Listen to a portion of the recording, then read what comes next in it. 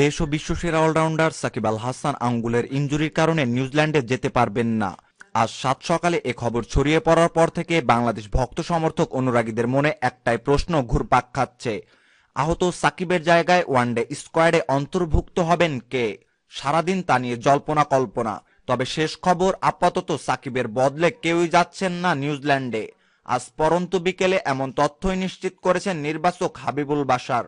প্রধান নির্বাচক মিনহাজুল আবেদিন নান্নু ব্যক্তিগত কারণে যুক্তরাষ্ট্র গেছেন, তাই তাকে পাওয়া যায়নি। তার হয়ে সংবাদ সম্মেলনে সাকিবের বিকল্প পারফর্মারের ব্যাপারে কথা বলেন আরেক নির্বাচক হাবিবুল বাশার।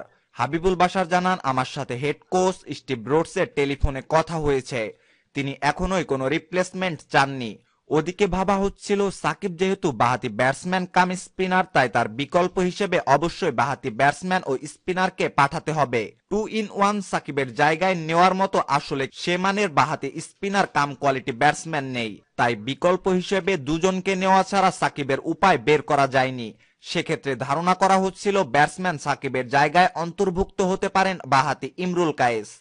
কিন্তু বিপিএল এর শেষের দিকে কোমরে ব্যথার কারণে পুরোপুরি ফিট নন কুমিল্লা ভিক্টোরিয়ান্সের শিরোপা জেতানো অধিনায়ক ইমরুল। এমন তথ্য নিশ্চিত করেছেন হাবিবুল বাশার নিজেই। তিনি জানান, ইমরুল আনফিট। চিকিৎসকরা তাকে অন্তত এক সপ্তাহের বেশি সময় খেলার বাইরে থাকতে বলেছেন। তাই তার নিউজিল্যান্ডের বিপক্ষে ওয়ানডে সিরিজে দলভুক্ত হওয়ার কোনো সম্ভাবনা নেই।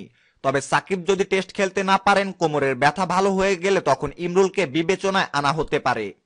এছাড়া এখনোই কোনো বাহাতি স্পিনারের প্রয়োজনীয়তা অনুভব করছে না স্টিভ ব্রোডস। সম্মানিত ভিউয়ার্স, খবরটি সম্পর্কে আপনার মতামত জানিয়ে কমেন্ট বক্সে কমেন্ট করতে ভুলবেন না। ক্রিকেটের নিত্য নতুন সকল সংবাদ সবার আগে পেতে চ্যানেলটি এখনই সাবস্ক্রাইব করুন।